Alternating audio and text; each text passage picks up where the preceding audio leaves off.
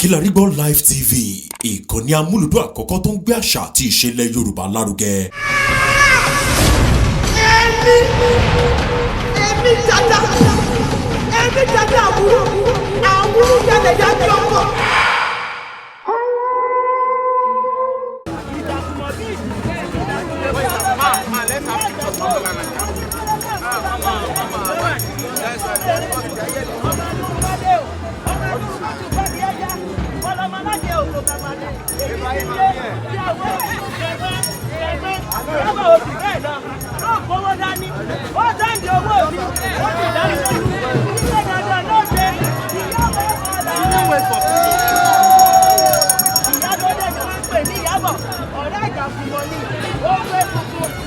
A rí pé àrà ọ̀tọ̀ lẹ ti gbé wá fún. Bẹ́ẹ̀ni. Ǹjẹ́ lè sọ nǹkan tẹ́ lérò tẹ́ fi múra báyìí? Toyin náà ni mo rí lò, mo wo Toyin, mo wo múra ẹ̀ nínú fíìmù ẹ̀. Ijakumo mo gbọ́dọ̀ múra bí Toyin, mo gbọ́dọ̀ wá bí Toyin. So it's just it's Toyin inspired, you know. It's gonna be nice. Èmi náà ti wò, gbogbo aláfẹ́jọ wò pọ̀. Ṣùgbọ́n pẹ̀lú polówó tá à ń wò, a mọ̀ pé ó máa lárinrin, a dẹ̀ mọ̀ pé ó máa dùn. Ẹ jọ̀ọ́ máa ṣe lè parí òwe fún mi. Ẹ bá wa kí àwọn aráalé. Gbogbo ẹ̀yin olólùfẹ́ mi pátápátá, mo ń kí yín o, ẹ kú ọdún o, ẹ̀mí aṣọ̀pọ̀lọpọ̀ láyé o, a máa ṣọdún mọ́dún nínú àlàáfíà àti ìfọkànbalẹ̀. Toyin, ìwọ ṣáà máa ṣe bó ṣe ń ṣe lọ, ṣáà kọjúmọ́ṣẹ́ kò dẹ̀ máa ṣe bó ṣe ń ṣe lọ. Ọlọ́run ọba tó wà lókè á máa gbé ẹ lékè, á dẹ̀ máa gbé ẹ sókè.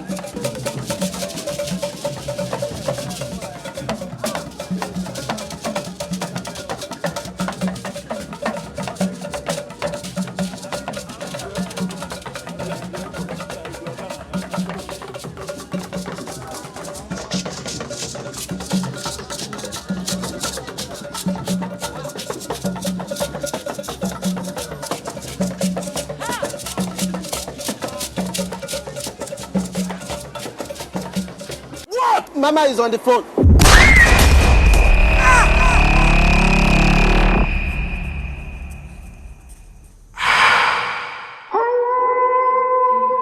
Ẹ káalẹ́ o.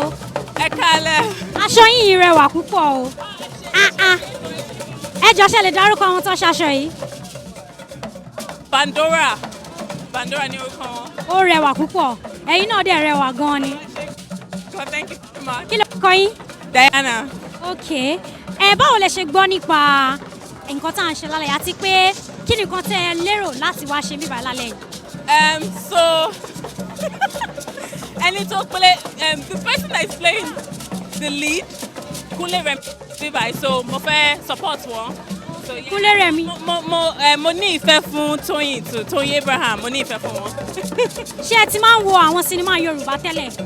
Èwo lẹ lè sọ pé ẹ fẹ́ràn tẹ́ ti wò lẹ́nujọ́ mẹ́ta ẹ̀? Sinimá Yorùbá ní Kúlápọ̀, mo wá ní Kúlápọ̀ and mo enjoy wọn gangan. Alẹ́ nífẹ̀ẹ́ bí ẹ ṣe Arọ́lákẹ́ ni àbí? Taro. Ó dáa. Kí ni nǹkan tẹ́ lè sọ nípa Kunle Remi gẹ́gẹ́ bí òṣèré tíátà? Kí lẹ lè sọ? Èèyàn tó dáa, èèyàn tó sàbí, èèyàn tó mọ acting gan, ó mọ gangan, so yes, definitely good one, good choice.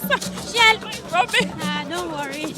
Ṣé ẹ lérò pé sinimá tíátà wà yìí, ṣé ẹ lérò pé ó ti súnmọ́ ti tàwọn òkè òkun like Hollywood? Ṣé ẹ lérò pẹ̀lú gbogbo nǹkan tẹ̀ ń rí, kí lẹ lè sọ? Of course, yes, definitely. Ẹ wọ́n mi báyìí náà, ẹ̀yin náà rí fún ara yín náà, as in àti try, as in àti step up, as in mo wà very very proud fún cinema wa Yorùbá, bóyá bí English o, àti try, mo wà very very proud.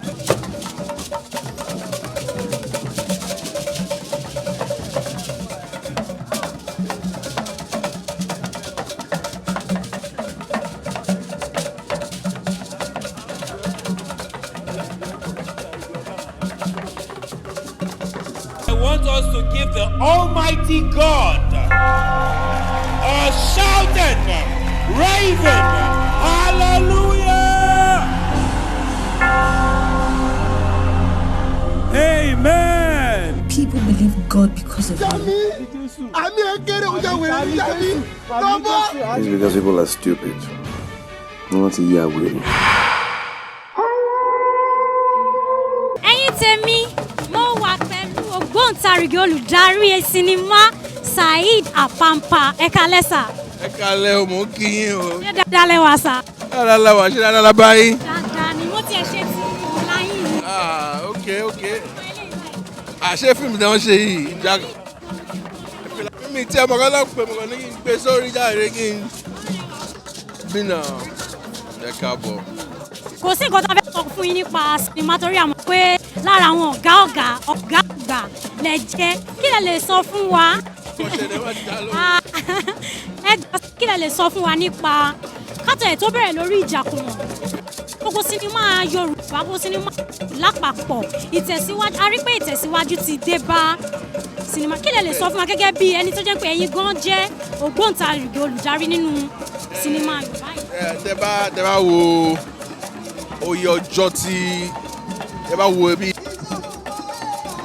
sí ọdún mẹ́wàá síwájú gbogbo nǹkan ti yàtọ̀ lórí pé equipment náà ló ń sìn ó ti yàtọ̀ àwọn èèyàn tó ń invest nínú fíìmù náà ó ti yàtọ̀ àwọn èèyàn ti ń farasí wọ́n ti ń ti owó bọ̀ I mean example níbi táwa ẹ̀ ń sìn owó ńlá náà fi ṣe premiere tó fẹ́ ṣe so kò dẹ́ ṣòwò kékeré náà fi ṣe premiere so ó ti yàtọ̀ ń sìn ṣá lórí pé àwọn tó ń ṣe fíìmù gan àwọn náà lọ film school wọ́n lọ ń kọ́ tó bá ṣe ń kọ́ a máa get better náà ni à ń kọ́ a dẹ̀ ń get better so.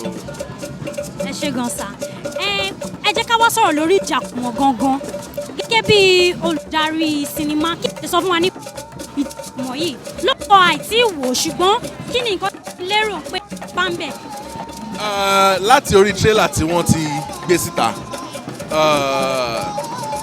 wọ́n really ṣe iṣẹ́ tó kí dáadáa fún Ijakumo iṣẹ́ tó jẹ́ pé mo believe pé àwọn èèyàn máa wá wọ́n máa wò wọ́n dẹ̀ máa enjoy ẹ̀ dáadáa wọ́n máa fẹ́ràn nǹkan tí Tóyìn àti Tóbi ṣe ẹ má yẹn sọ̀rọ̀ púpọ̀ lórí ẹ̀ so ẹ jẹ́ kí àwọn èèyàn lọ kán á wò ó kán bá ti wò ó dáadáa àwọn náà wá rí i pé wọ́n ṣiṣẹ́ dáadáa lórí bọ́ẹ̀.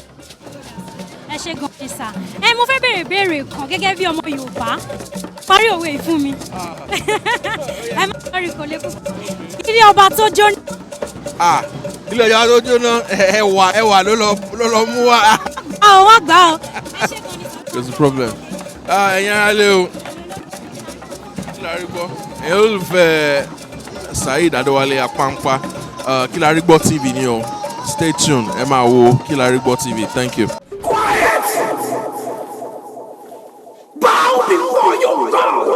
Everything they have tonight is going to crumble.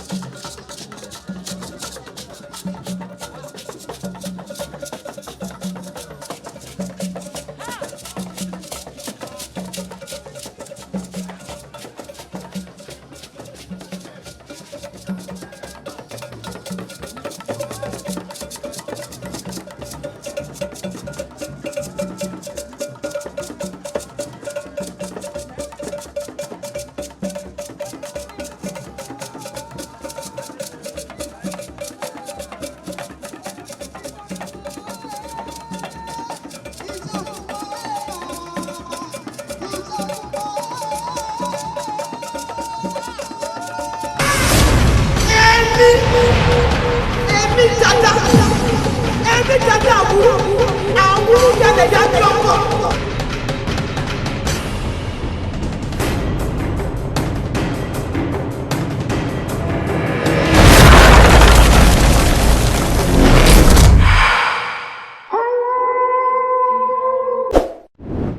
KILARIGBO Live TV ìkànnì amúlùdún àkọ́kọ́ tó ń gbé àṣà àti ìṣẹ̀lẹ̀ Yorùbá lárugẹ.